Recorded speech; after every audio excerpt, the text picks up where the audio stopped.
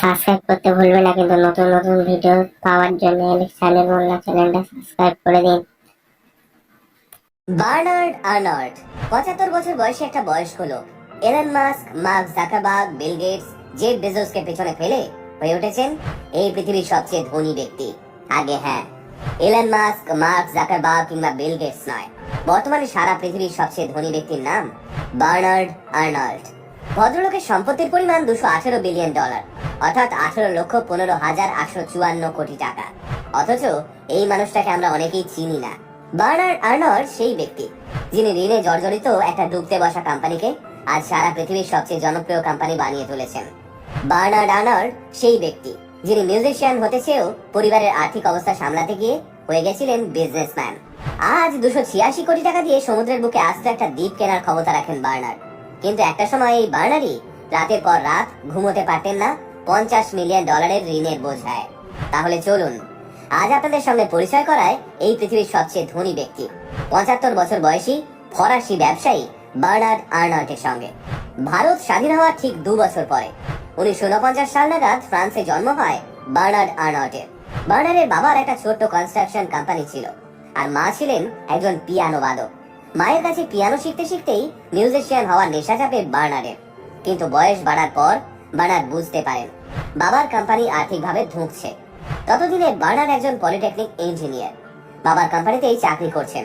কিন্তু 1976 সাল নাগাদ বার্নার্ডের বাবা আর ঋণের বোঝা সামলাতে পারেন না, তাই তিনি কনস্ট্রাকশন কোম্পানির দায়িত্ব থেকে সরে দাঁড়ান। মাত্র 27 বছর বয়সী বার্নার্ড আর্নল্ডের মাথায় এসে চাপে $50 মিলিয়ন ঋণের বোঝা।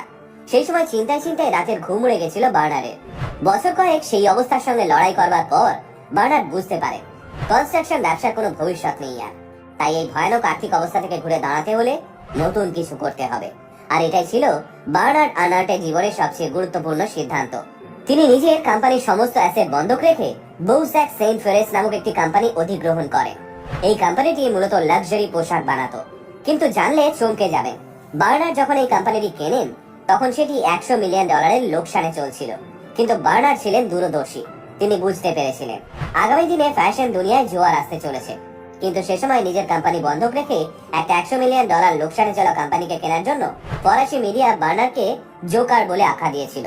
তবে এই জোকারই যে খেলা ঘুরিয়ে দেবে তা কেউ বুঝতে পারেনি। মাত্র 2 বছরের মধ্যেই বার্নার্ডের ফ্যাশন ব্র্যান্ড ডিওর সারা বিশ্বে জনপ্রিয় হয়ে ওঠে। ধীরে ধীরে বার্নার্ডের কোম্পানির ছাতার তলায় আসতে শুরু করে নামি দামি সমস্ত লাক্সারি ফ্যাশন ব্র্যান্ড। গয়না থেকে জুতো, জামা কাপড় থেকে দামি ওয়াইন, সারা বিশ্বের লাক্সারি আইটেমের কিংপিন হয়ে উঠতে শুরু করে একদা জোকা রাখা পাওয়া বার্নার্ড আর্নল্ড। আজ লুই ভিটো থেকে মোয়েট এনেসি, ডিওর থেকে রেপোসি, পৃথিবীর সমস্ত বিখ্যাত এবং দামি লাক্সারি ফ্যাশন পণ্য তৈরি করে বার্নার্ড আর্নল্ডের কোম্পানি LVMH। গত 10 বছর উল্কার গতিতে উত্থান হয়েছে বার্নার্ড আর্নল্ডের এই কোম্পানির। দিন যত যাবে মানুষের লাক্সারি পণ্য কেনার চাহিদা তত বাড়বে, ফলে আরো লাভবান হবেন বার্নার্ড আর্নল্ড। এখানে একটা ছোট্ট উদাহরণ দিই।